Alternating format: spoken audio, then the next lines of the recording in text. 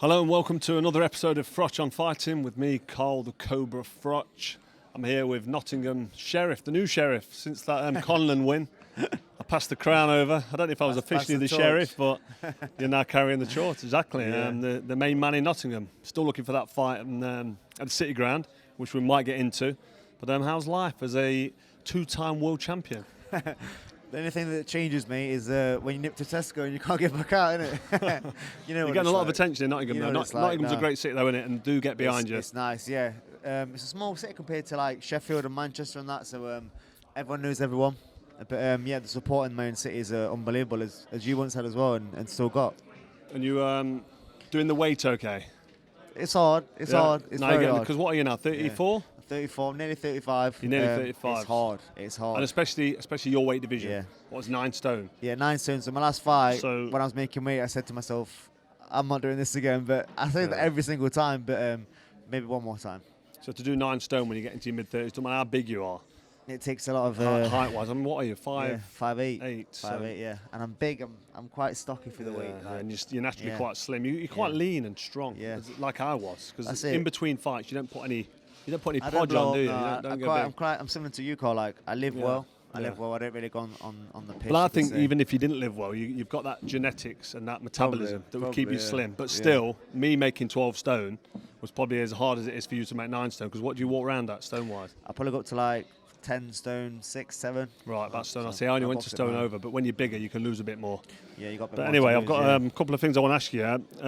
As it feels to be a 2-weight world champion, I think you've already declared that. You made it look easy against Lara in that rematch. It was. Was that the game plan, or because Lara was a bit unsure because you did clip him with a shot? I know you got clipped yourself a little bit early on. A bit of both, yeah.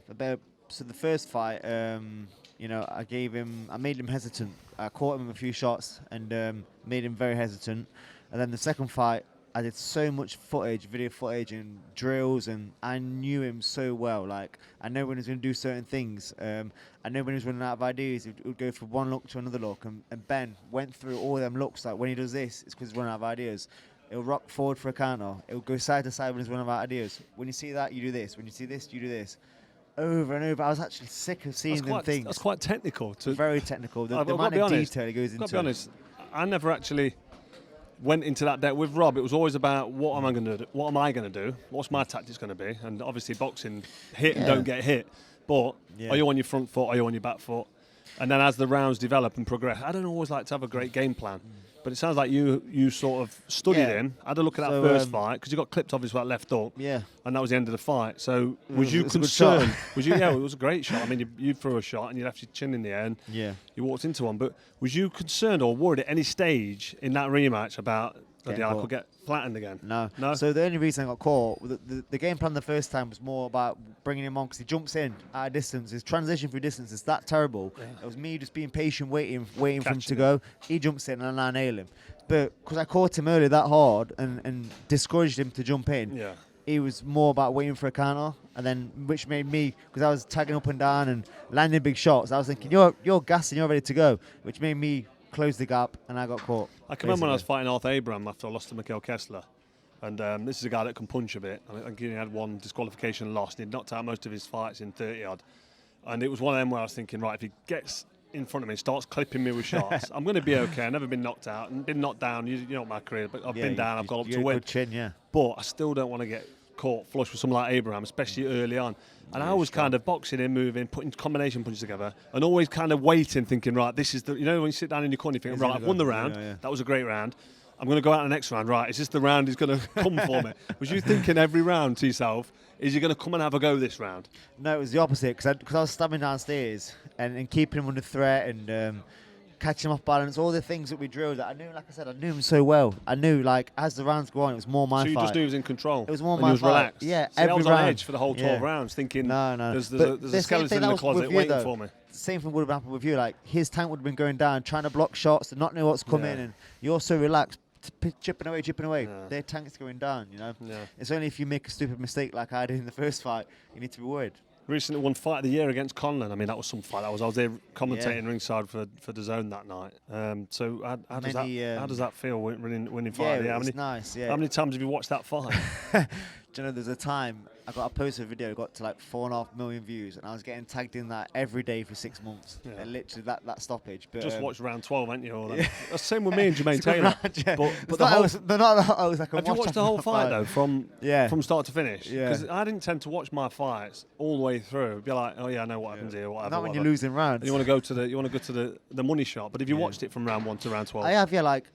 I just said it was an action-packed fight. It was an action. It was a great fight. Many organisations have voted it Fight of the Year. Recently, when I went to New York, Boxing Writers Awards, the Boxing Writers Association of America, they gave me Fight of the Year. The fights brilliant. Before that, like Gatti Ward, Pacquiao, Pronikov, all these fighters, I think, fucking hell, like Gatti Ward up there with them. It's massive. So it's nice to watch it back. And people think I took a pacing and won by knockout, but actually, realistically, if you watch it back, I got dropped and I lost a 10-8 round first round, and actually by the time the 12th round came, we was level on the cards. So it was a 50-50 split before the knockout. Do you think it was level?